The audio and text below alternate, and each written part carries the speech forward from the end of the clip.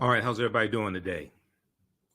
Hotep, hey, this is Michael Imhotep, founder of the African History Network, host of the African History Network show. I'm a talk show host, researcher, lecturer, writer, and historian. It is Wednesday, October 12th, 2022, and we are live. Hope everybody's doing well.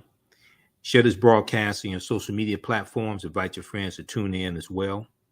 So I wanted to talk about this topic here because I'm getting ready to teach my online class, Ancient Kemet, the Moors, and the Ma'afa, Understanding the Transatlantic Slave Trade, what they didn't teach you in school. And I wanted to talk about this article that we've talked about before, but this deals with five myths about slavery. So the subject matter that I want to deal with is myths about slavery that we need to stop believing. Myths about slavery we need to stop believing, okay?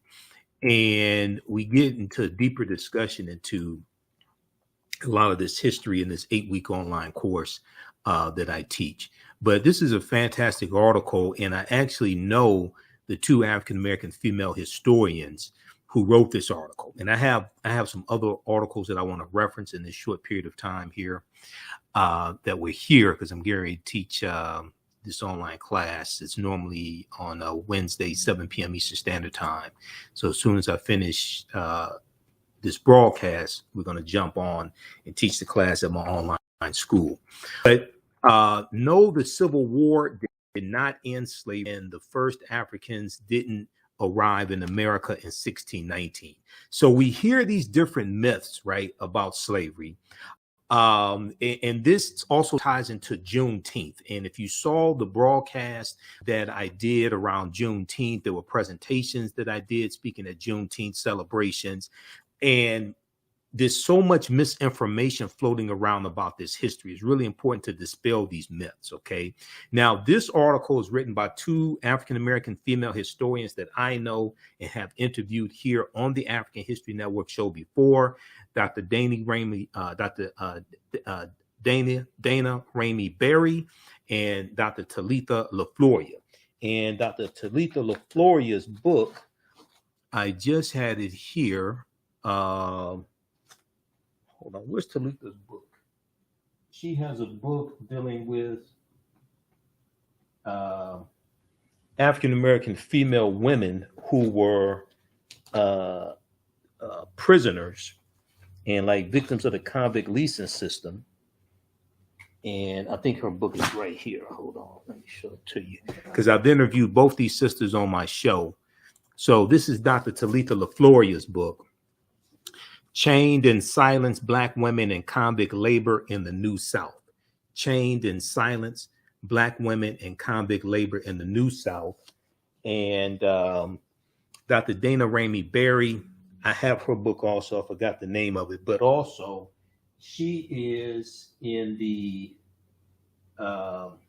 book that Nate Parker put out dealing with the Nat Turner Rebellion of 1831. Dr. Dana Ramey Berry, this book right here, The Birth of a Nation, Nat Turner and the Making of a Movement, edited by Nate Parker. Okay, so this is the book that Nate Parker put out along with his movie about the Nat Turner Rebellion of 1831 in Southampton County, Virginia. His book is called The Birth of a Nation, Nat Turner and the Making of a Movement, edited by Nate Parker. This is the official movie tie-in, okay? So in this book, there's a historical chapter. So it has interviews like with the cast members and background information, things like that. But in this book, there's a historical chapter which deals like with the real history of the Nat Turner Rebellion and what happened after the Nat Turner Rebellion. And in this chapter is called The Unbroken Chain of Enslaved African Resistance and Rebellion, and is written by Dr. Erica Armstrong Dunbar, another brilliant African-American female historian who I've had here on the show before, as well as Dr. Dana Ramey Berry, okay? So they wrote this chapter of this book, okay? So if you saw the movie The Birth of a Nation that Nate Parker put out about the Nat Turner Rebellion. Get this book also. I think I got this from Amazon.com. All right, but check your local African American book dealer as well first. Okay, so let's look at a few of these myths, and I have some other information also that I'm going to throw in some additional sources. So they start out saying only 8% of high school seniors can identify slavery as a central cause of the Civil War, according to a recent Southern Poverty Law Center survey. The average American has grown up believing a slew of myths. The average American has grown up believing a slew of myths about the institution of slavery. As scholars of slavery and its aftermath were identified, a few of the many misconceptions we have encountered in the classroom and in public spaces over the years. Okay, now this statistic right here, we've talked about this a number of times before on the African History Network show, right? That statistic comes from this study here from the Southern Poverty Law Center. And the name of this study is called Teaching Hard History, American Slavery. Teaching Hard History, American Slavery. And this is it's about a 52-page study that deals with how the history of slavery in this country is being incorrectly taught in schools all across the country. Okay. And when we look here at it, on the advisory board that helped put this together is Dr. Hassan Kwame Jeffries, who's a nephew of one of my teachers, Dr. Leonard Jeffries. And he is an associate professor of history at the Ohio State University and chair of the Teaching Hard History Advisory Board, Dr. Hassan Kwame Jeffries. And we've had him here on the African History Network show before as well. Okay, so he was the chair of the advisory board that put together this study. Now you can get this study from SPLC.org, SouthernPovertyLawCenter.org, SPLC.org, and you can download it. I took it to a printer and got it printed up. It's called Teaching Hard History, American Slavery. Okay. All right. So let's go back to this article.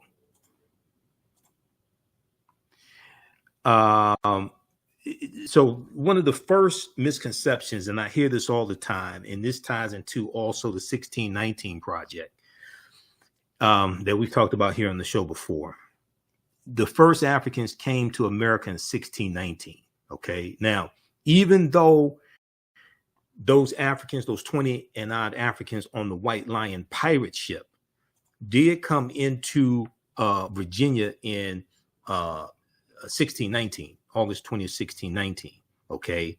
And it come into Point Comfort. That did happen. But Africans were here tens of thousands of years before that. And then also Africans were here in 1526 when the Spanish brought them in 1526 in the area that's today South Carolina and Georgia. But if we look at the article here, it says U.S. history textbooks commonly introduce 1619, the year Africans arrived in America. This date has appeared in sources such as the Atlanta Journal-Constitution and the Associated Press, and it has become even more entrenched in the popular imagination thanks to the New York Times Magazine's 1619 project commemorating the anniversary of the 20 and odd Negroes who landed at Point Comfort 400 years ago. And then the class, so the 8-week online class that I teach is called Ancient Kemet, the Moors, and the Ma'afa, Understanding the Transatlantic Slave Trade, what they didn't teach you in school. And we teach that on now on Wednesday, 7 p.m. to 9 p.m. Eastern Standard Time. Okay. And in the class, we go deep into a lot of this misinformation that's been fed to us in news stories, that's been fed to us through in the educational system, etc. And this is one of the reasons why, even though there's misinformation with Juneteenth that's in like mainstream media, Juneteenth becoming a federal holiday is extremely important because that gives an opportunity to correct the misinformation on a national level, to really correct the misinformation about this history, not just about Juneteenth, but Juneteenth is also directly connected to the history of slavery in this country. And it forces America to have a conversation, a national conversation about a history that Republicans are passing laws in their state legislatures, okay, to suppress the teaching of this history with these anti-critical race theory laws. Okay, so while this date is indeed significant to British arrival and settlement, Africans came to America well earlier. Now, she deals with these sisters. They talk about Juan Garrido, who comes into Florida with Juan Ponce de Leon in 1513, and Esteban or Estevanico in 1528 here in New Mexico. Okay, but we go back even before then, tens of thousands of years before that as well. Now, because of their mobility and influence among the Spanish conquistadors, historians offer differing interpretations on whether they were ever enslaved, but at some point, both men were considered free. Another example is Isabel de Olvera, Olvera, who was a free woman of African descent, who in the year 1600 went on an expedition to New Spain, a region comprising present-day New Mexico, Arizona, Florida, and other parts of North and South America. Okay, and other parts of North and South America. And we know that he's in Estevanico. We know he's in Mexico City. He's also in Florida as well. Florida. And we know that Florida is a Spanish word in reference to flowers, and it's going to be Juan Ponce de Leon that gives Florida its name. The Spanish conquistador Juan Ponce de Leon. Now, so Isabel de Olvera was a free woman of African descent who in 1600 went on an expedition to New Spain. This was a region comprising present-day New Mexico, Arizona, Florida, and other parts of North and South America, called New Spain. Okay, and we know that Arizona, Florida, New Mexico, Colorado, Nevada, all that is going to be Spanish territory. Okay, because and then when you have the Mexican-American War of 1846 to 1848, at the end of that war, because of the Treaty of Guadalupe Hidalgo, the U.S. is going to get the territory that makes up California, Arizona, New Mexico, Colorado, Utah, and Nevada. They get all of that land for Mexico, okay, for about $15 million. Now, these stories, too, are important to U.S. history. They place the starting point of African-American history in freedom as well as enslavement, Okay, now, let's go back even further. So these sisters are correct. These sisters are correct with this, okay? But we got to go back even further, and let's look quickly here at the research from Dr. David Imhotep, author of the book, The First Americans Were Africans, Documented Evidence. Okay, we have running and rebroadcast here on the After Network, the interview that I did with him on October 12th, 2021, and that's Columbus Day. That's known historically as Columbus Day. Okay. Well, let me rephrase that. What's celebrated as Columbus Day is the second Monday in October. Okay. October 12th commemorates Columbus landing in the Bahamas. All right. When Columbus set sail August 3rd, 1492, on the Nina, the Pinta, and the Santa Maria. Okay, and he's financed by Spain. He's backed by King Ferdinand and Queen Isabella, and he's trying to prove that you can sail west to go east, and he's trying to go to Asia. He's trying to go to the Orient. All right, so when we look at where Columbus goes on his 4 voyages, he never comes to the land that we call the United States of America. He never comes to the land we call the United States of America. The closest that he comes here is Cuba, which is 40 miles away, about 90 miles away. Cuba, which is about 90 miles away. Now, it's important to understand, we'll go back to Dr. David Imhotep in just a second, but all this history is connected, okay? Because Columbus is extremely important to understanding this history, because the Spanish were the second ones involved in the transatlantic slave trade. The Portuguese are the first ones involved in 1441. The Spanish are right behind them. Great Britain doesn't get involved until 1562 with Sir John Hawkins, all right? And then we know these British colonies that become the United States of America, they're set up starting in 1607 with Virginia, okay? So you got the transatlantic slave trade going over 100 years before, close to something like 150 years before that, right? Before 1607. So Columbus helps to lay the foundation of slavery, racism, capitalism, and the exploitation of indigenous people. But he never comes to the land we call the United States of America, all right? Columbus was convinced that he would find a new and lucrative sea route to the Orient by sailing west to find silk, tea, spices, gold, etc. This was big business in the 15th century, the 1400s. He intended to chart a western sea route to China, India, and the fabled gold and spice islands of Asia. Instead, he landed in the Bahamas, becoming the first European to explore the Americas since the Vikings set up colonies in Greenland and Newfoundland during the 10th century. Okay, so we pronounce it usually Newfoundland. Okay, especially I think probably like in Canada, because I live right near the Canadian border. I'm in downtown Detroit. I live right near the Canadian border. But it's newfound land. It was new to them. Okay. African people were already in North America. Now, Europeans lost their trading route to Asia because of the fall of Constantinople to the Ottoman Turks, and Europe lost its popular trading route. The Ottoman Turks capture Constantinople and thus divert the trade in Eastern European slaves away from the Mediterranean to Islamic markets. The Italians increasingly look to North Africa as their source for slaves.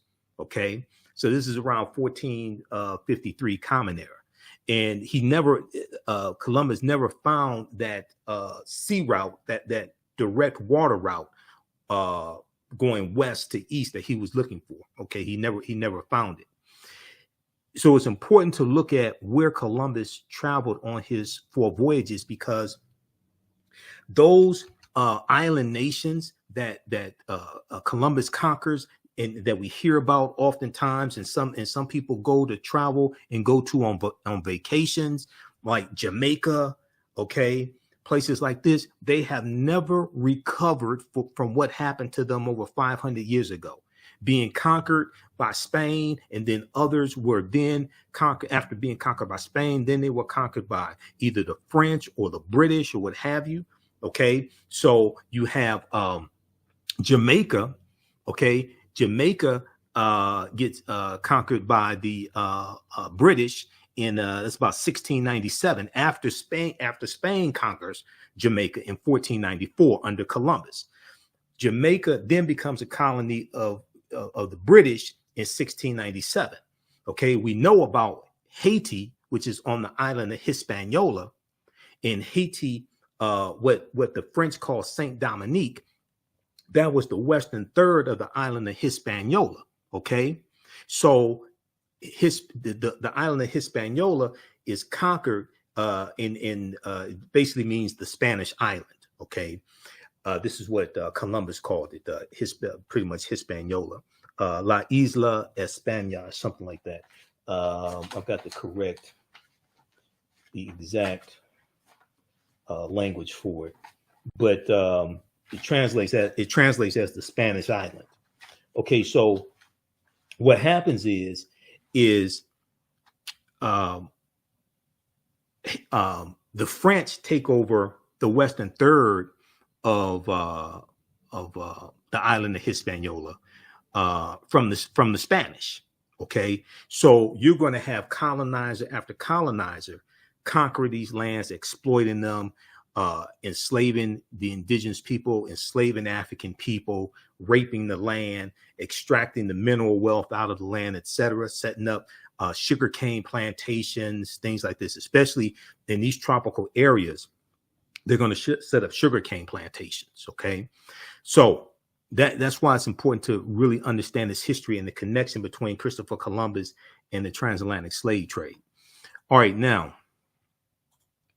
let me go back to Dr. David Imhotep quickly, and I have to teach this class. If you want to register for this online class, it's an 8-week online class. We do the sessions live. All the sessions are archived and recorded. It's called Ancient Kemet, the Moors, and the Ma'afa, Understanding the Transatlantic Slave Trade, what they didn't teach you in school. We'll post a link here. You can register here. We also have the information on the homepage of our website, TheAfricanHistoryNetwork.com, TheAfricanHistoryNetwork.com. We do the classes live. All the sessions are archived and recorded. You can go back and watch it. A year from now, 2 years from now, you can go back and watch the entire class. Okay, so at our website, TheAfricanHistoryNetwork.com, we have the information there. We have a bundle pack because in the bundle pack you can register for the second class that I teach on Tuesdays, 7 p.m. to 9 p.m. The second class is from the Civil War to the Civil Rights Movement and Black Power, 1865 to 1968. So we had a great class yesterday. Just click right here, register here to register, and on the bundle pack. We have the bundle pack also. The bundle pack is $130. That's an over $300 value. Click right here to register here for the bundle pack, where you get both classes and bonus content from me, bonus lectures, things like that from me as well. Okay, so Dr. David Imhotep, who's a friend of mine, I've interviewed him probably 13 times or so. His first book, The First Americans Were Africans, Documented Evidence, came out in 2011 on page 14. Now, his book is backed up by 713 footnotes, okay, and is backed up by 7 peer-reviewed articles, which is the height of academia. But on page 14 of his book, he deals with a discovery made in Allendale County, South Carolina, in 2004 by Dr. Albert Goodyear, okay, and they found 13 different types of evidence that thoroughly document an African presence in this country going back at least 51,700 years. 13 different types of evidence, not 1 or 2 bones here or there. 13 different types of evidence that thoroughly document an African presence in this country that we call today the United States of America, or many Native Americans call Turtle Island, that dates back at least 51,700 years ago. They found artifacts, architecture, campsites, carvings, Egyptian writings, footprints in lava. They found genetic M174D haploid groups dealing with DNA and genetics. They found linguistics, paintings, skulls, skeletons, structures, and tools. They found 13 different types of evidence thoroughly documenting this evidence. And if you look at the article from Dr. Albert, look at the article about the discovery that Dr. Albert Goodyear made. This comes from ScienceDaily.com. Now, ScienceDaily.com is a scientific website. They have a lot of scientific discoveries, archaeological discoveries, things like that. The name of this article from November 18, 2004 is called New Evidence Puts Man in North America 50,000 Years Ago. New Evidence Puts Man in North America 50,000 years ago. And here's a picture of Dr. Albert Goodyear. Dr. Albert Goodyear, he's a white archaeologist from the University of South Carolina, and he is ahead of the mainstream archaeological establishment and he is at odds with the mainstream archaeological establishment, showing that humans, Homo sapiens, were here in this land we call the United States of America tens of thousands of years before mainstream archaeology says they were, which was the Clovis culture discovery that goes back about 13,000, 14,000 years ago that was found in New Mexico. And they say these were Native Americans, and this is the oldest evidence of humans here in this country. No, African people were here tens of thousands of years before that. Now, the summary, this is the summary of the article from ScienceDaily.com. Radiocarbon tests of carbonized plant remains where Africans, where artifacts were unearthed last May. So it'd be May 2004, last May, along the Savannah River in Allendale County by University of South Carolina archaeologist Dr. Albert Goodyear, indicate that the sediments containing these artifacts are at least 50,000 years old, meaning that humans inhabited North America long before the last ice age, meaning that humans inhabited North America long before the last ice age. Well, who were these humans? Okay, they weren't Europeans, they weren't Asians. Who were these humans? Okay, they were the African people have the oldest DNA on the planet. And these humans that they're talking about, these were the Khoisan. Okay, the Khoisan are the short-statured Africans who come from Southern Africa. And an October 2012 genetic study published in Science magazine found that the Khoisan in Southern Africa are the oldest ethnic group of modern humans, with their ancestral line originating about 100,000 years ago. The Khoisan, formerly called by the derogatory term Bushmen, are genetically unique, and no other currently known population had separated so early from our common modern human ancestor, according to the report. Now, here are two Khoisan women. These are the short-statured Africans. The Khoisan live mainly in Southern Africa in territories spanning Botswana, Namibia, Angola, Zambia, Zimbabwe, and South Africa. They are largely divided into two groups, hunters and gatherers, known as the Sans people, S-A-N-S, and keepers of the livestock, known as the Khoi people. The Khoisan language includes the distinctive click sounds, that are not found in the languages of their neighbors. Okay, if you read the article from AtlantaBlackStar.com, 5 ethnic groups that prove the first humans were Black, they talk about the Khoisan in there. And the click language is also in the language of isiXhosa, and isiXhosa is the language spoken in the film Black Panther. Okay, so the film Black Panther, and you hear them speaking the language, and isiXhosa also has the click sounds in it as well, because we talk about the film Black Panther in the class, because the film Black Panther relates to African history, African culture, African language, African spiritual systems as well. And isiXhosa is a Bantu language. Okay, now Bantu languages are a group of some 500 languages belonging to the Bantoid subgroup of the Benue Congo branch of the Niger-Congo language family. The Bantu languages are spoken in a very large area, including most of Africa, from southern Cameroon eastward to Kenya and southward to the southernmost tip of the continent. 12 Bantu languages are spoken by more than 5 million people, including Rundi, Rwanda, Shona, Xhosa, or what's actually called isiXhosa, okay, isiXhosa, isiXhosa, and Zulu or Amazulu. Swahili, or properly Kiswahili, which is spoken by 5 million people as a mother tongue and some 30 million as a second language, is a Bantu lingua franca, important in both commerce and literature. Okay, so Britannica.com has some good basic information on Bantu languages. What are Bantu languages? All right. Okay, so when we look at this information, we're going to see that all of this is connected. All of this history, all this information, the languages, culture, this is all connected. All right. Okay, so we have the first glaring fact, the first glaring myth is that Africans first came to this land in 1619. No, we did not first come here conquered and shackled in chains. In all actuality, this was our land stolen from us. And the sooner that African Americans really understand this real history, to understand that we were here in this land before anybody else. Now, this does not mean the transatlantic slave trade did not happen. That's not what I'm saying.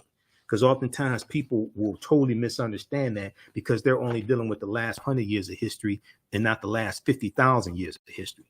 I'm not saying the transatlantic slave, yes, the transatlantic slave trade did happen, but African people were here in this land for tens of thousands of years before the transatlantic slave trade happened. So you have to understand that chronology of history. Okay, so another myth that we hear and we know a lot of that myth was partly, not 100%, but when Malcolm X in 1963 talked about the house slave and the field slave, right? This gets repeated a lot, but it's much more complex than that. Enslaved people who worked in the house had easier lives. Is much more complex than this. In a 1963 speech, Malcolm X strongly separated enslaved people who worked in the house from those who worked in the fields, claiming that the former group, okay, the house slaves, enjoyed greater privileges and comforts, and that some even identified with their enslavers. Okay, now texts designed to teach children about slavery also assert that people forced into domestic labor had more comfortable and pleasant lives than those forced into agricultural labor. So those domestic labor, those that worked in the house and cooked the food and washed the clothes and things like this. Okay. You have texts, that books and things like this designed to teach children about slavery also often assert that people forced into domestic labor had more comfortable and pleasant lives than those forced into agricultural labor. Okay.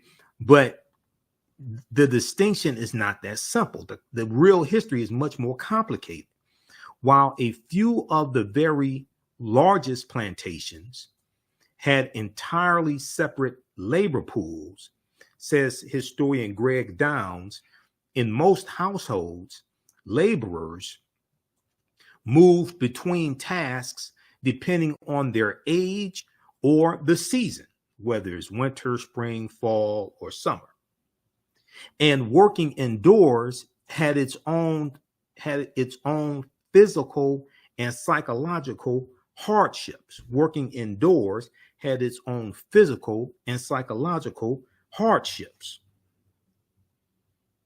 Enslaved people were on call 24 hours a day, mostly on their feet, and in close proximity to their enslavers, which led to greater scrutiny of their work, according to historian Deborah Gray White. Some of this labor included helping their enslavers dress, bathe, style their hair, and fan flies, in addition to cooking, cleaning, and running errands. Intimate interactions involving personal touch and knowledge of people's innermost lives. In these settings, writes historian Thavolia Glymph, Glymph, domestic laborers often experienced physical and sexual abuse.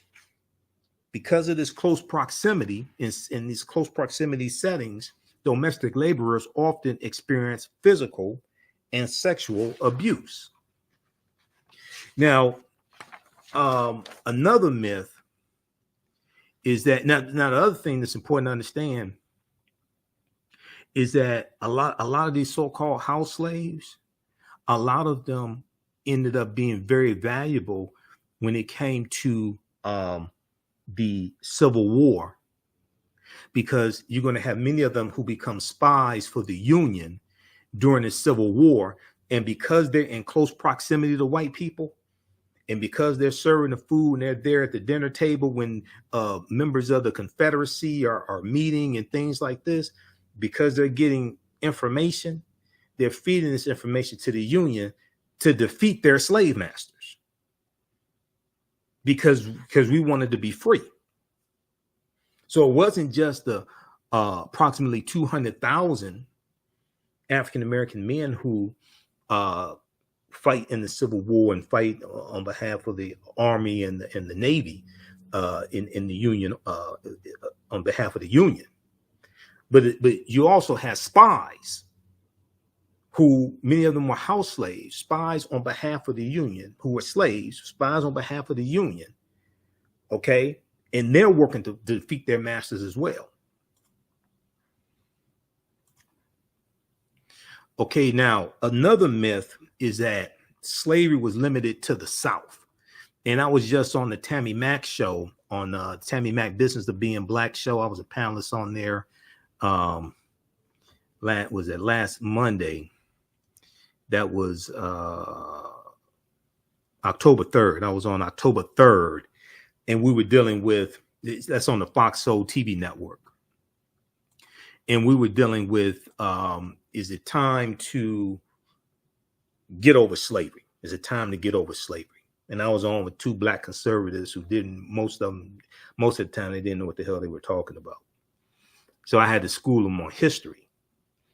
And America has never confronted for a sustained period of time, really, its history of slavery and legacy of slavery. You had some attempts during the Reconstruction era, but Reconstruction only lasted about 12 years. And then it came to an end because of the Compromise of 1877.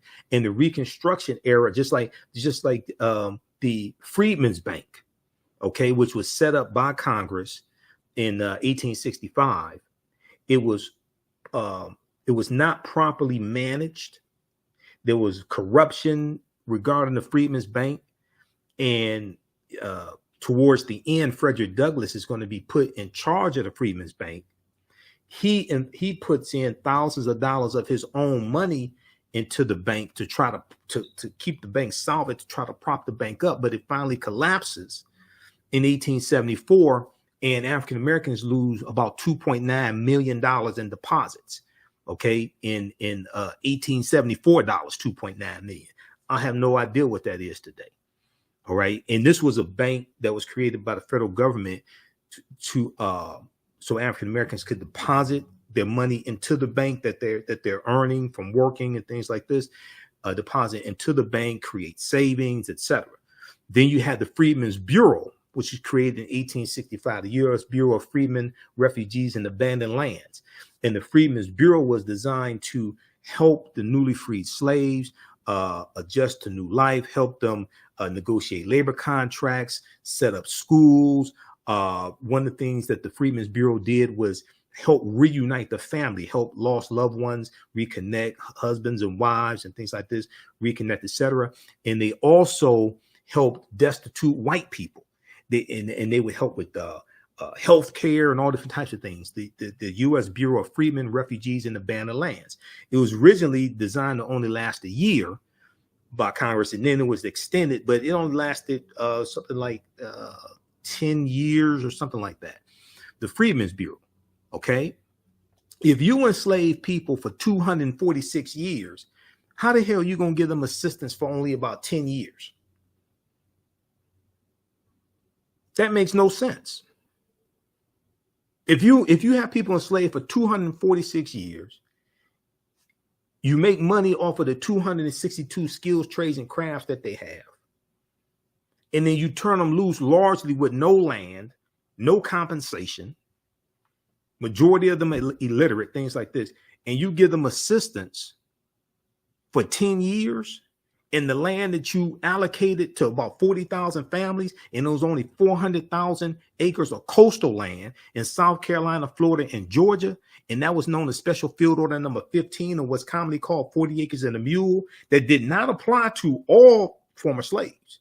It was 400,000 acres of coastal land that was divided into plots of up to, or lots of up to 40 acres. And it goes to about 40,000 African-American families. Well, that land is going to be taken back after a couple of years by President Andrew Johnson, who succeeded Lincoln after Lincoln's assassinated, his vice president, who was actually a Democrat and from Tennessee, and he was sympathetic to the former slave owners and the traders of the Confederacy.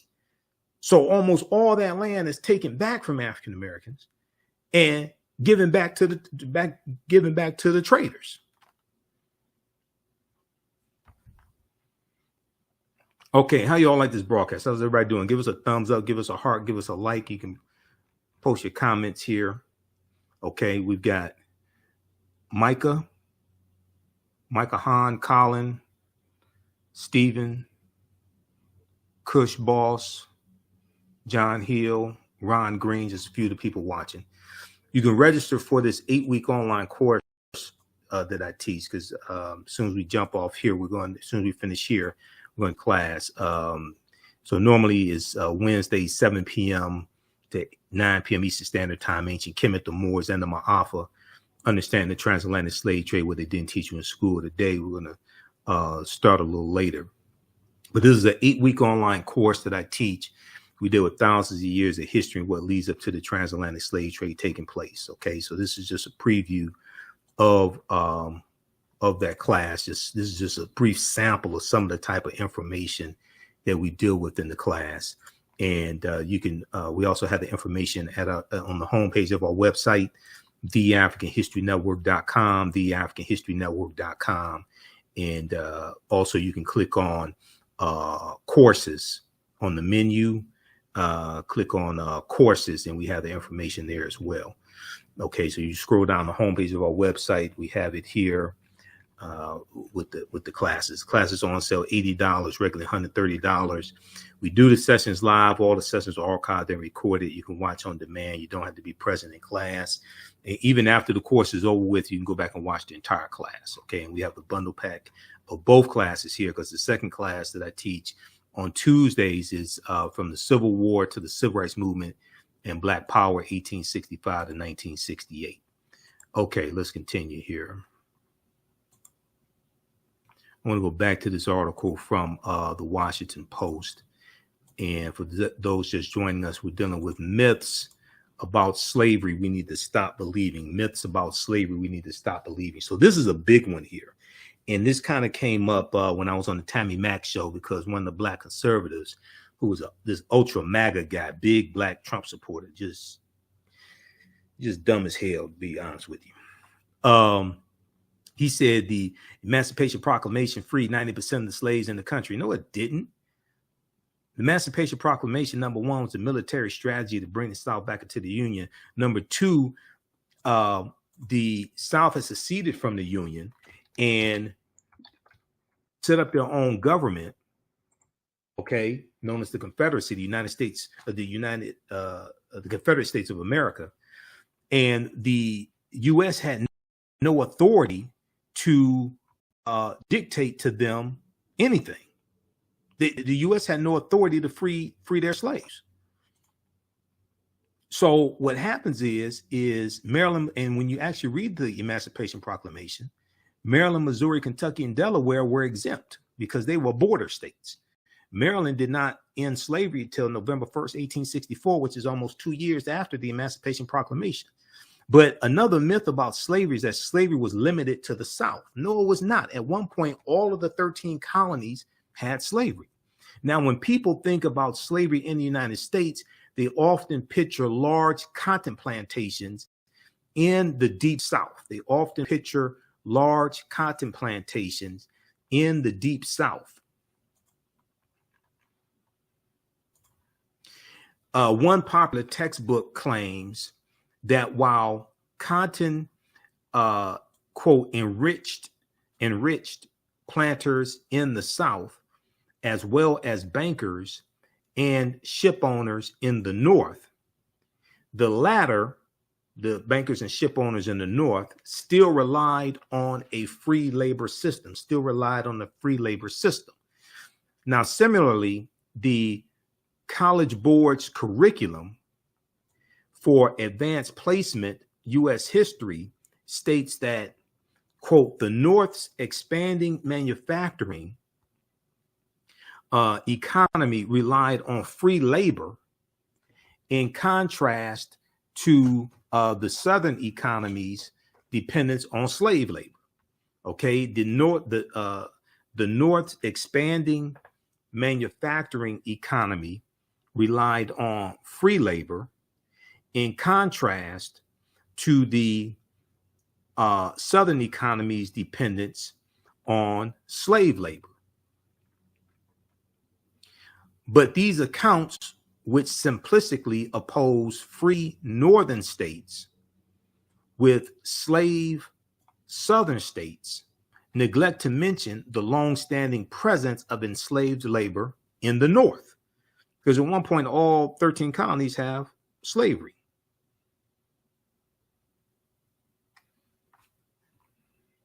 Slavery touched nearly every corner of this country.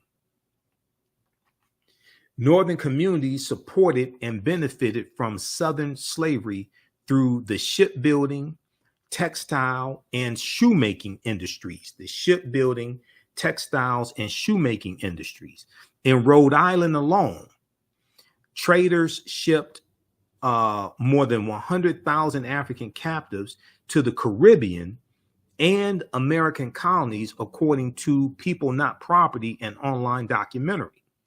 Plantations along the Connecticut, Delaware, and Hudson rivers relied on enslaved African workers to produce wheat and process it into flour. Okay, to produce wheat and process it into flour. Slavery was widespread at universities. The Maryland Jesuits, who founded and ran Georgetown University, sold enslaved laborers to pay off debts, to keep the school in operation. So that information came out a few years ago. We talked about that on the African History Network when that news became public. And early presidents of Harvard University brought enslaved labor to work on campus. Enslaved African laborers built the structure in Lower Manhattan for which Wall Street is named. Okay, so and when you look at just for quick reference here, if we look at this article here from the BBC,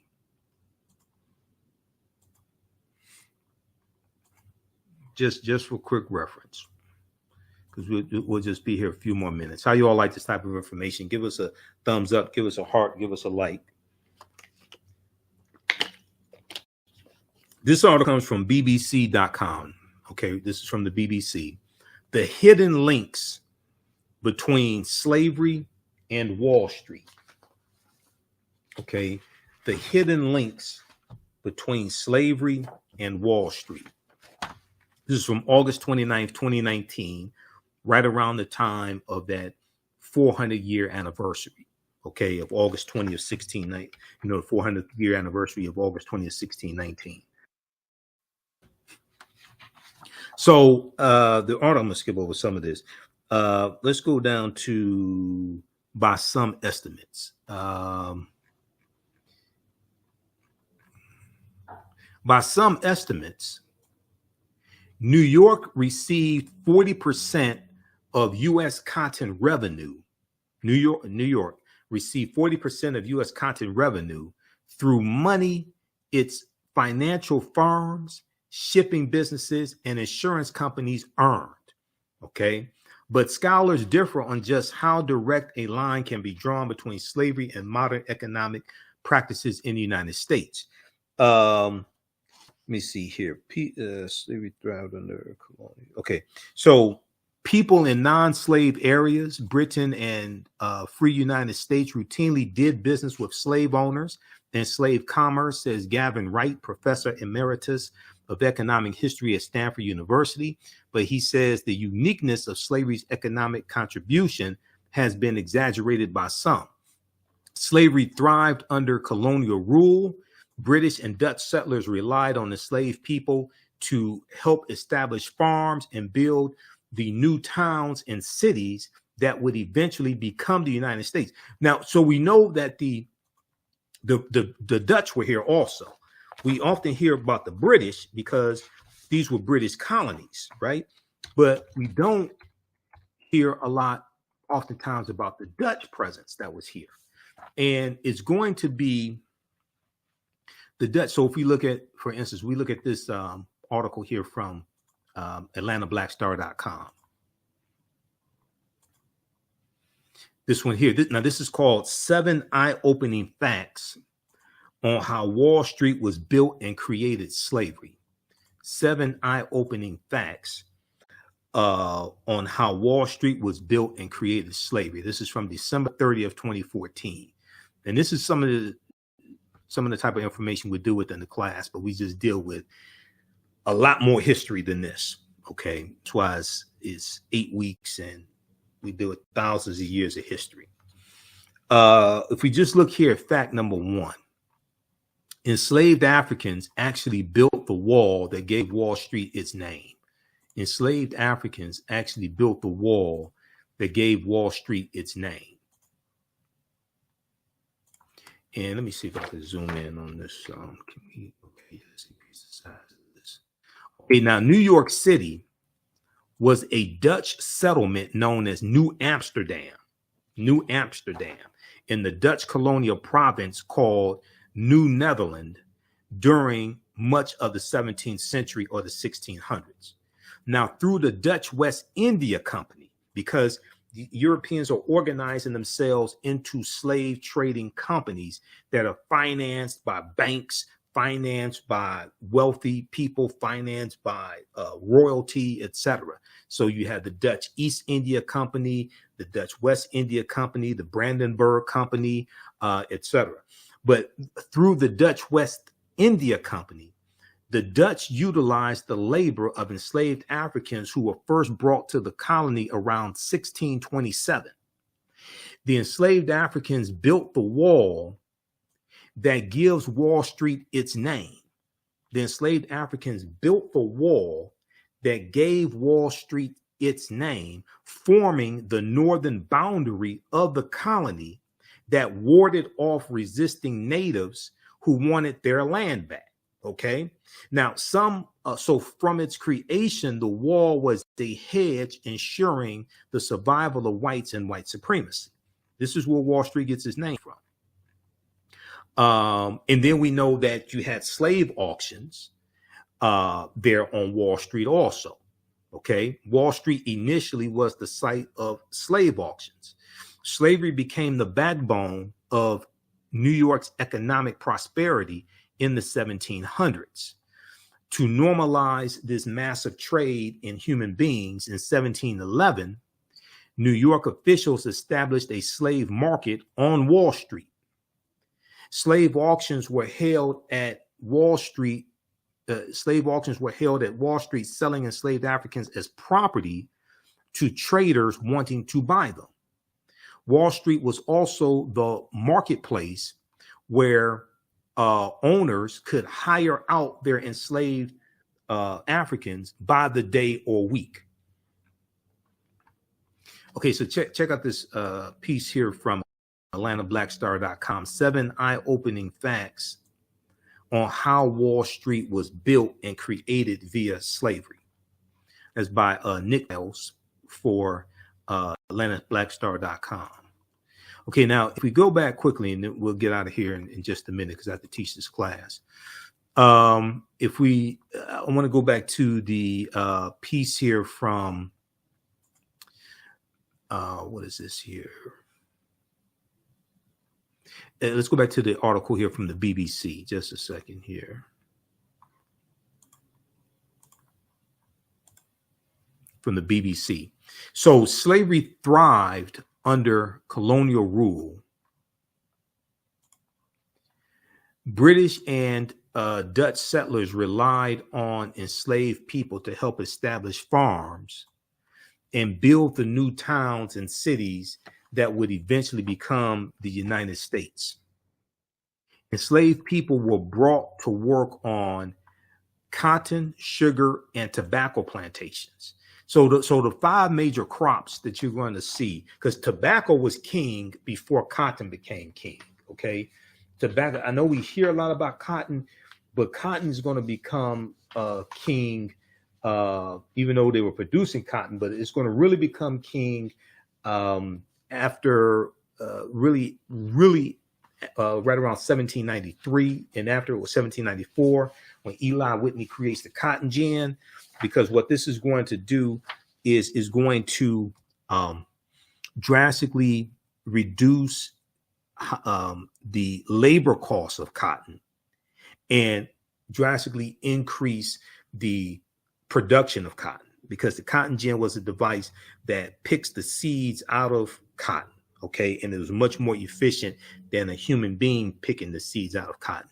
Then in 1803, then in 1803, you have the Louisiana Purchase, okay, of 1803, which doubles the territory of the United States, and the U.S. gets 828,000 square miles of land for less than 5 cents an acre. Okay. And so they get this land from France, the Louisiana Purchase of 1803. And the U.S. is going to carve out about 15 states out of this territory that they get from France. And this is going to, even though they kept a balance between free states and slaveholding states, okay, what this did was this gave the U.S. more fertile land to grow crops, which then increased the need for more African slave labor. And France has to sell this land because Napoleon and France are almost going bankrupt fighting against the Haitians during the Haitian Revolution. So they sell this land here for $15 million to raise money. Okay, so the Louisiana Purchase of 1803 brought into the United States about 820,000 square miles of land of territory from France, thereby doubling the size of the young republic, the United States. What was known at the time as the Louisiana Territory stretched from the Mississippi River in the east to the Rocky Mountains in the west and the Gulf of Mexico in the south. In the south to the Canadian border in the north. Part or all of 15 states were eventually created. Part or all of 15 states were eventually created.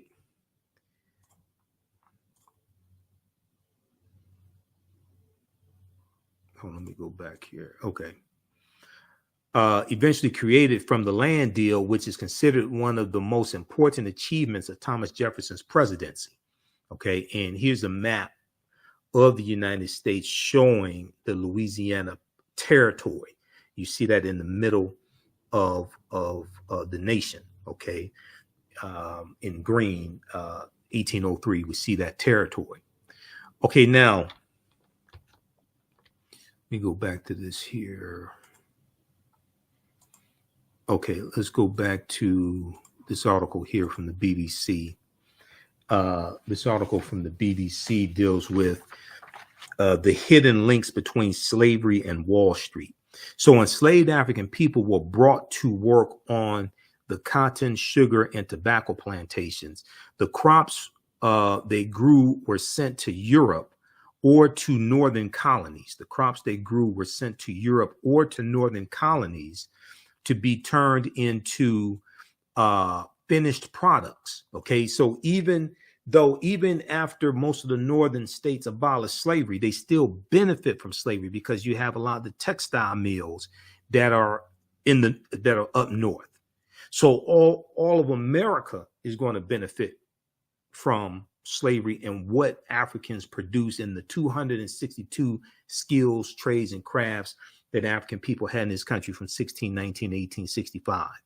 Now, those finished goods were used to fund trips to Africa to obtain more Africans and make them slaves who were then trafficked back to America. The triangular trade route was profitable for investors. Now, to raise the money to start, many future plantation owners turned to capital markets in London, selling debt that was used to purchase boats, goods, and eventually African people. Okay, selling debt. They turned to capital markets in London, selling debt that was used to purchase boats, goods, ships, goods, and eventually African people. Okay, now, just for the sake of this, is just a couple parts that I want to look at here. Now, by the mid-19th century, exports of raw cotton accounted for more than half of U.S. overseas shipments. By the mid-1800s, exports of raw cotton accounted for more than half of U.S. overseas shipments.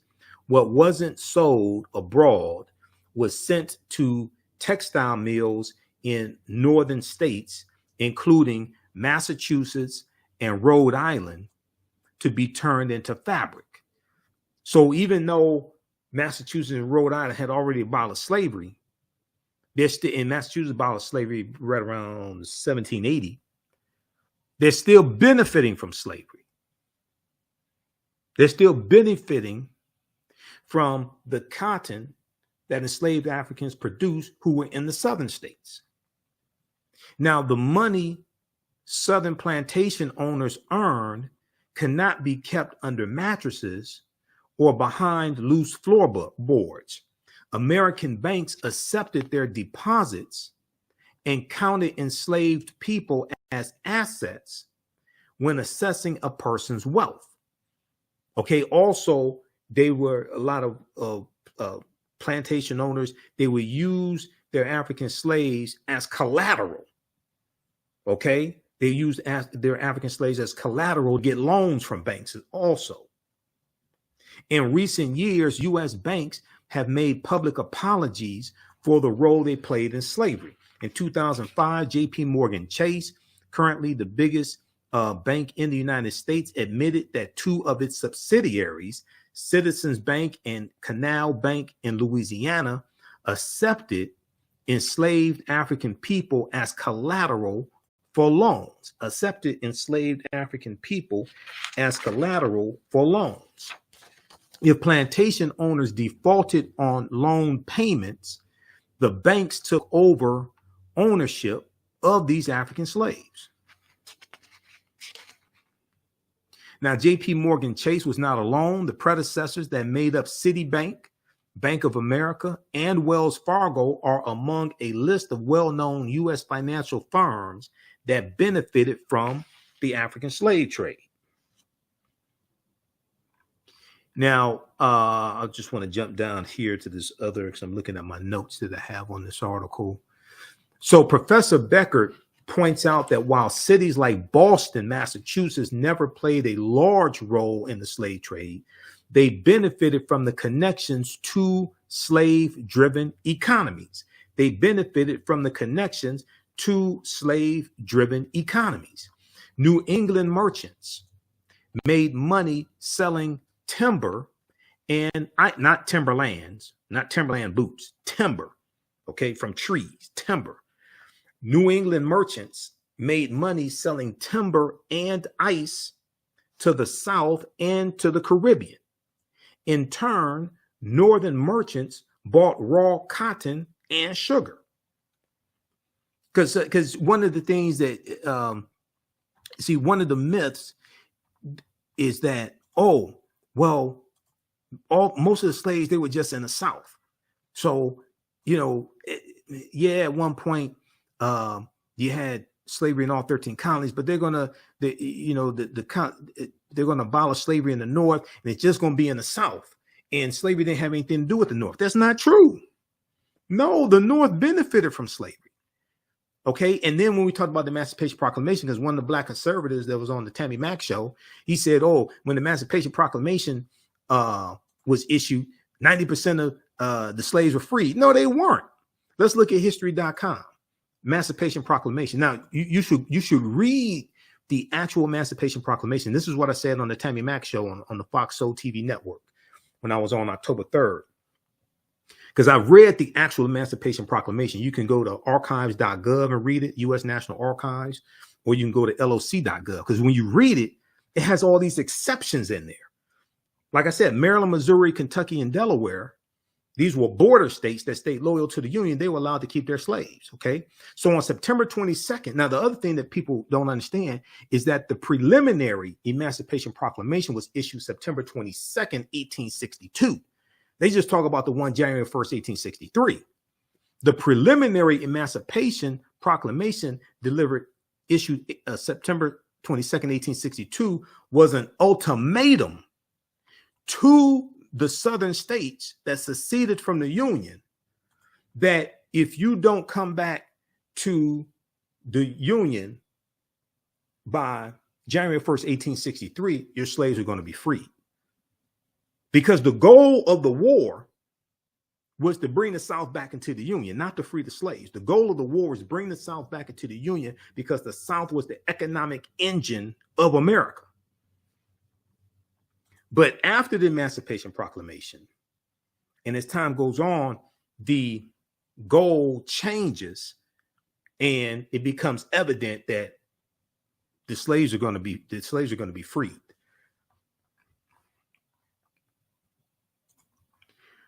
So, okay, which declared that as of January 1st, 1863, all enslaved people in the states currently engaged in rebellion against the Union shall be thenceforward and forever free. Okay, it only applied to the states in rebellion against the Union, also the territories in rebellion against the Union, the Emancipation Proclamation. Lincoln did not actually free all of the approximately 4 million men, women, and children held in slavery in the United States when he signed the formal Emancipation Proclamation the following January. The document, now this is the History Channel. Look at it. This is history.com. History.com is the official website of the History Channel. Okay, this article is this is by the editors of history.com. This is white people telling you that the Emancipation Proclamation did not free the slaves. The document applied only to enslaved people in the Confederacy and not to those in the border states that remained loyal to the Union. This is what I was saying. But at the same time, the Union has no authority to dictate to the Confederacy what to do because they separated and set up their own government.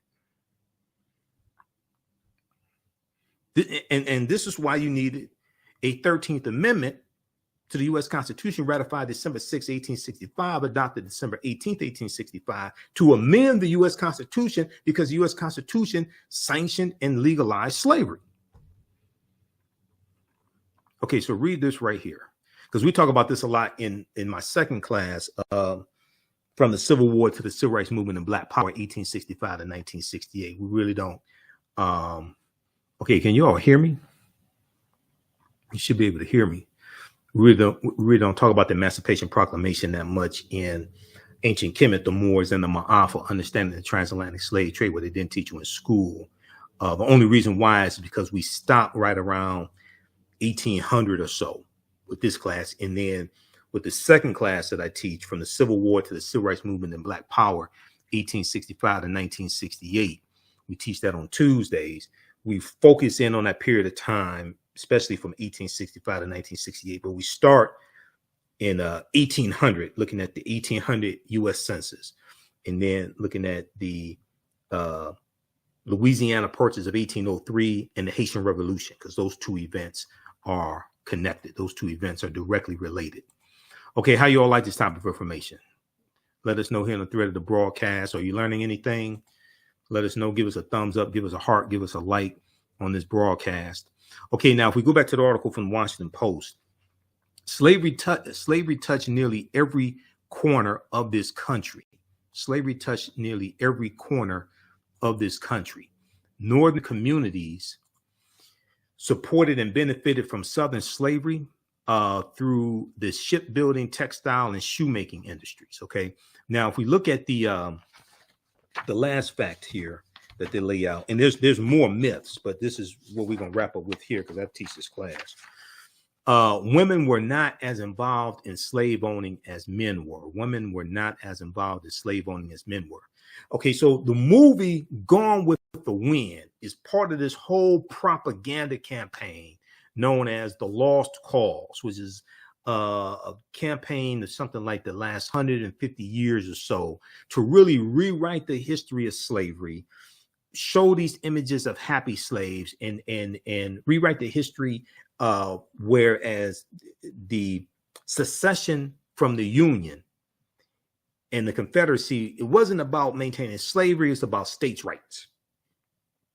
And a lot of these movies like to show the happy slaves, things like this. This is something that Gone with the Wind does. The 1939 blockbuster Gone with the Wind cemented the myth of the essentially innocent Southern belle, Scarlett O'Hara, who only passively benefited from slavery. Throughout the 1970s and 80s, historians who studied female slave holders tended to portray them as ambivalent about a role inherited from their fathers or husbands, making the best of a situation over which they had no control. Making the best of a situation over which they had no control. In fact, white women actively participated in the institution of slavery. In the book, and we've talked about it here a number of times here on the African History Network, in the book, They Were Her Property, White Women as Slave Owners in the American South, historian Professor Stephanie E. Jones Rogers, who's a professor in California. And let me pull up this article here from AtlantaBlackStar.com, because they have an article.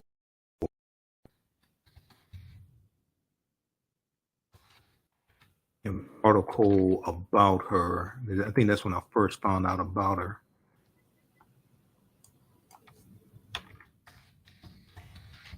Let's see here.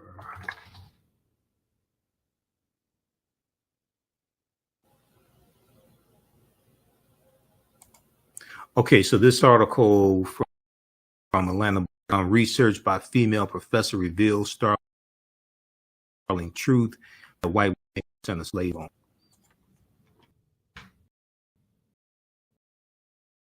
We'll pull that up here in just a second. Okay, so historian and Professor E. Jones, Stephanie E. Jones, shows that white had a deep economic investment. White women had a deep economic investment in slavery and exercised extraordinary control over the enslaved people in their households. Many learned this practice from birth, receiving enslaved people as gifts, receiving enslaved Africans as when they were children or even infants. Women bought and sold people at auction and successfully sued their male family members for control. White women supervised plantations and brutally punished their human property, quote unquote property. One mistress crushed the jaw of 8-year-old Henrietta King under the weight of her rocking chair because Henrietta had taken a piece of candy. The woman saved Harriet Jacobs spit in the kettles and pans to keep her from eating leftover scraps.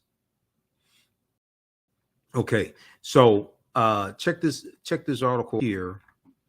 5 Myths About Slavery, written by 2 brilliant African-American female historians interviewed before on the African History Network show, Dr. Dana Ramey Berry and Dr. Talitha LaFleur. I just talked to Talitha about a week or so ago because I was asking her if she had seen The Woman King yet, because I wanted to bring on the show. We did the fantastic interview with Professor James Small about The Woman King, but I wanted to know if she had seen if she had seen it. Okay. And then this article here, hold on, I got to refresh. Let me see. Can you all hear me okay? Let me refresh the screen just 1 second here. How am I coming through? Can you all hear me testing here? Okay, let me refresh the screen right quick because it's okay, it looks like it's cleared up. Just a second, let me refresh the screen. Stand by.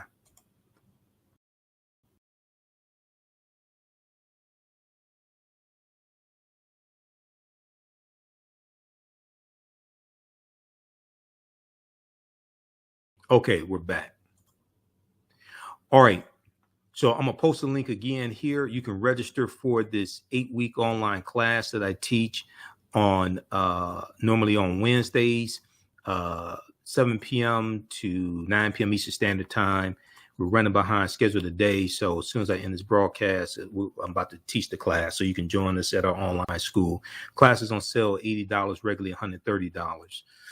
And we do the sessions live. All the sessions are archived and recorded. You can go back and watch it anytime. This is the article that I wanted to show you here. This is the last one. This is from AtlantaBlackStar.com. Research by Black female professor reveals startling truth that white women made up 40% of slave owners. This is from May 25th, 2019 by Kirsten Willis. I talked about this article when it came out. We talked about it here on the show. A set of data uncovered by University of California, Berkeley professor reveals Southern white women played a heavier role in the enslavement of Africans than previously thought. Professor Stephanie E. Jones-Rogers, an associate professor of history at the university, combed through data from 1850 and 1860 census and revealed that white women made up around 40% of slave owners. Here's a picture of Professor Stephanie E. Jones-Rogers. There's some videos on YouTube of her doing lectures as well that you could check out. So this is a brilliant sister. Okay. The findings helped Jones-Rogers compile her book, They Were Her Property, White Women as Slave Owners in the American South. Okay, so you can check this out as well. Okay. In her book, Professor Stephanie E. Jones-Rogers explained that white women's involvement in slavery comes from family, as their slave-owning parents, quote, typically gave their daughters more enslaved people than land. As their slave-owning parents, quote, typically gave their daughters more enslaved people than land. And history.com has information, the official website of the History Channel, what this means, because she's quoted by the History Channel also. Okay. What this means is that their very identities as white Southern women are tied to the actual or the possible ownership of other people. Professor Stephanie E. Jones-Rogers said, according to history.com. Okay, so check out this article as well. All right. So we posted a link here. You can register for the classes, and it's in the thread of the broadcast. It's also on the homepage of our website, TheAfricanHistoryNetwork.com, TheAfricanHistoryNetwork.com. So you can go to our website and scroll down.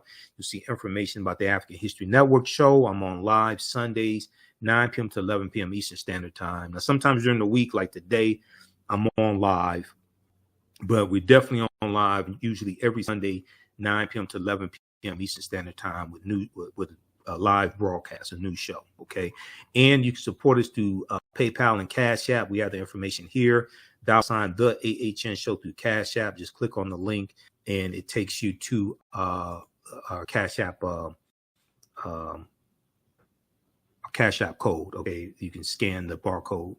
You can scan it because it's now working because it was down for it was giving us an error message for a week, but it's up and running now, so that's a good thing.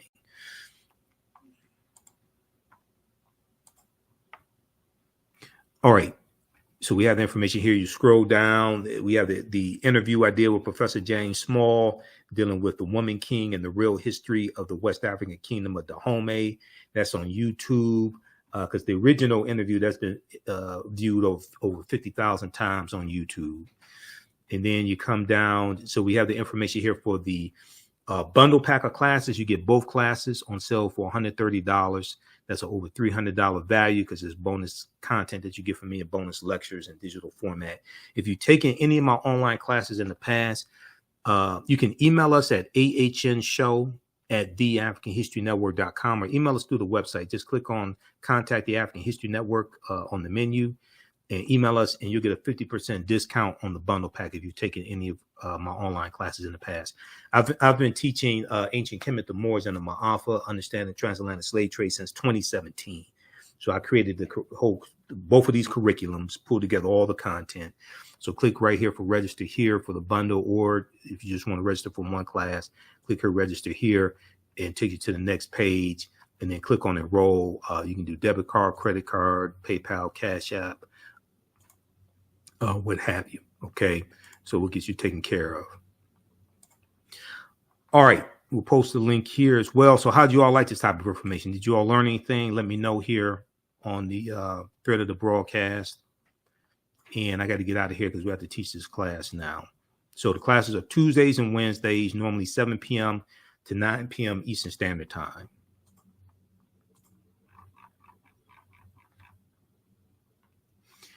All right, and be sure to check us out live on Sundays, 9 p.m. to 11 p.m. Eastern Standard Time. And then on Fridays, 6 p.m. to 8 p.m. Eastern Standard Time, 6 p.m. to 8 p.m. Yeah, I'm on Roland Martin Unfiltered. As well, I'm a panelist each Friday on Roland Martin Unfiltered. So download the Black Star Media app. You can watch there or on Roland's Facebook and YouTube channels. Roland S. Martin on Facebook and YouTube. Okay, so hopefully you learned a lot today, and hope to see you in class as well. Remember, right knowledge corrects wrong behavior. Is not over till we win. Wakanda forever, and we'll talk to you next time. Peace. Hotep, everybody. Hey, this is Michael Imhotep, founder of the African History Network, host of the African History Network show. I'm a talk show host, researcher, lecture writer, and historian. I hope you are enjoying this broadcast that you're watching right now. I wanted to take a couple of minutes and let you know about the online history courses that I teach. So if you like this broadcast that you're watching, you definitely want to register for the online history classes that I teach. We normally teach the classes on Tuesdays and Wednesdays. Our next class of Ancient Kemet, the Moors, and the Ma'afa, Understanding the Transatlantic Slave Trade, is going to take place on Thursday, November 17th, 2022, 7 p.m. to 9 p.m. Eastern Standard Time.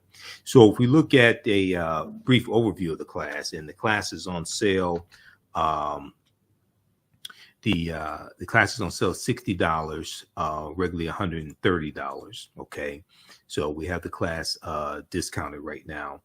And if we look at a brief overview of the class as well, I've been teaching this class since 2017.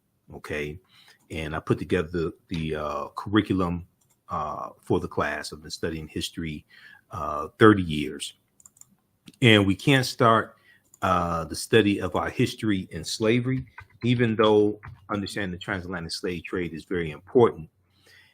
We can't start in slavery. We have to deal with thousands of years of history that lead up to the transatlantic slave trade taking place. We look at the 800-year occupation of Europe by the Africans known as the Moors as well, to understand what leads up to the transatlantic slave trade taking place. Okay, so a brief overview of the class. We can't start studying our history in slavery. Even when we study the transatlantic slave trade, which is important to study, we can't start in 1619 or in the 1440s. when the Portuguese get involved in the transatlantic slave trade. We have to understand the history chronologically and deal with the 800-year occupation of Europe by the Africans known as the Moors, who enter into the Iberian Peninsula, today known as Spain and Portugal, who enter into the Iberian Peninsula, today known as Spain and Portugal, from North Africa in 711 AD.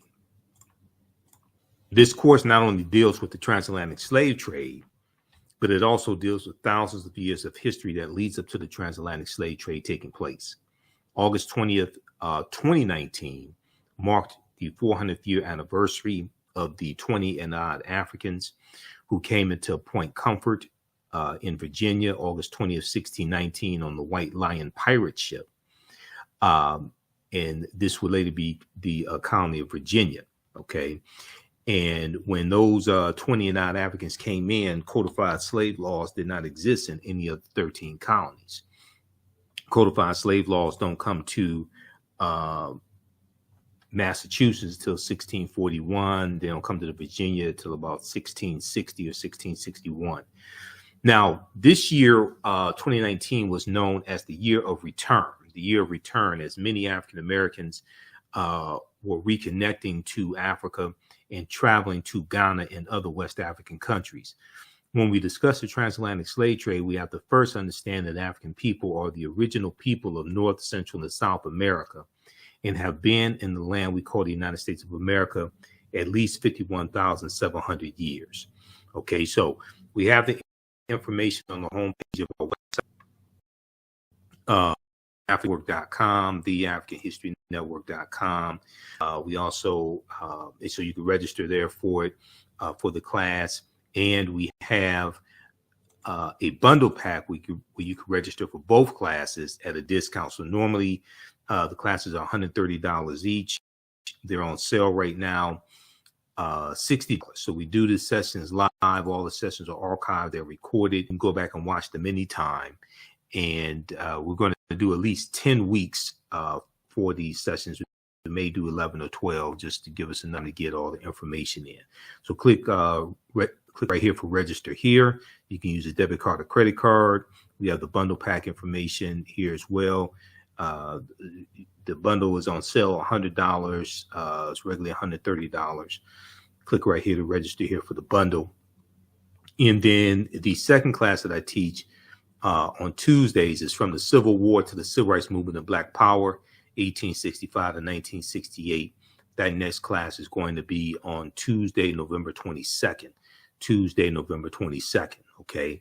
And this class picks up where basically where understanding the transatlantic slave trade leaves off. This is another 10-week online class.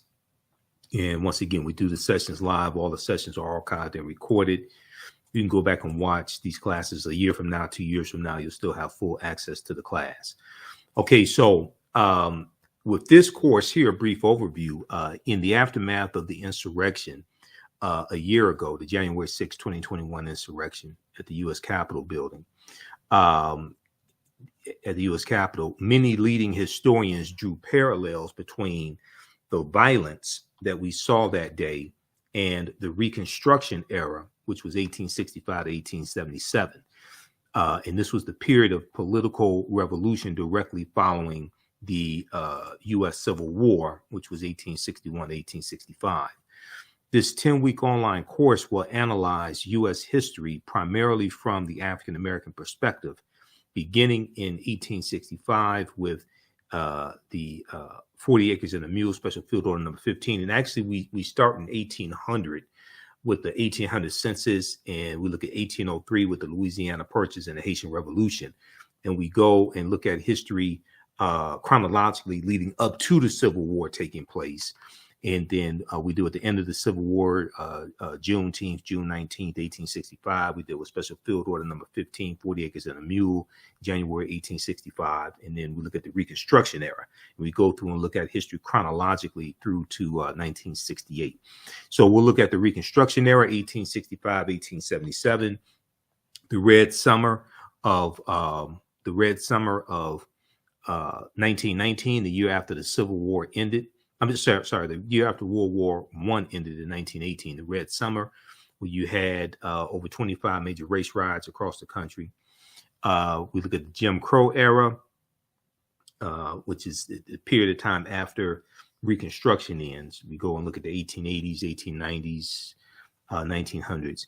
We look at the Jim Crow era, and when the southern states are rewriting their state constitutions to impose poll taxes and literacy tests, like the Mississippi State Convention of 1890. We look at World War I, the Great Migration, 1915 to 1970. 6 million African Americans migrate from the South up north and out west.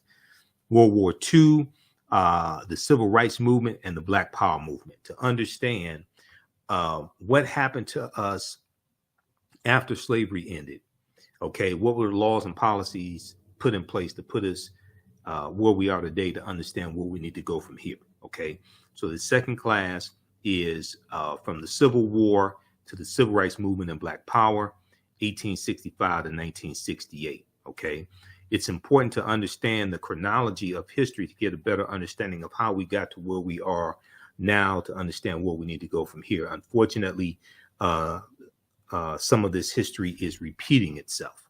Okay, so we have this available at our website as well, TheAHNShow.com. Normally the classes are on Tuesdays and Wednesdays. You can share this information with your children. I would say the information is PG-13. It's very visual. I do a PowerPoint presentation with book references, articles, video clips. Usually for the book references, I'll show you the excerpts on the screen. So, and we do the sessions live. All the sessions are archived and recorded. You can go back and watch it anytime. So as soon as you register for the classes, there's content that you can start watching right now. Okay, so hopefully you learn a lot in these classes. Keep watching our broadcast. Keep watching this video that you're watching. And follow us on our Facebook fan page, The African History Network, The African History Network, on our YouTube channel, Michael Imhotep, Imhotep, and Michael Imhotep on Instagram as well. Remember, right now is correct wrong behavior. It's not over till we win Wakanda forever. And we'll talk to you next time. Peace. Also, you can also listen to our radio show. You can also listen to our radio show on Sundays, 9 p.m. to 11 p.m. Eastern Standard Time, the African History Network show. We have the information right on the homepage of our website, right at the top. Okay, so we have our social media information, social media handles, and information about the radio show. And you can click right here to listen to audio podcasts of the radio show as well. We're on Sundays, 9 p.m. to 11 p.m. Eastern Standard Time, the African History Network show on 9:10 a.m. the Superstation WFDF in Detroit. You can also download the iHeartRadio app and search for 9:10 a.m. WFDF and listen live, or the TuneIn radio app. You can listen live there as well. Okay. All right. Remember, right now is correct wrong behavior. It's not over till we win Wakanda forever. And thanks for watching our broadcast. Thanks for supporting us. Also, if you want to support the African History Network, $ the AHN Show through Cash App, $ the AHN Show through Cash App, and through PayPal, paypal.me/the AHN Show. This helps us keep doing the research, stay on the air, keep broadcasting, pay some of the bills. And we have our Cash App information and social media, our Cash App information and PayPal information right on the homepage of our website also. Okay, so check that out as well. All right, remember, right now is correct wrong behavior. It's not over till we win Wakanda forever. And we'll talk to you next time.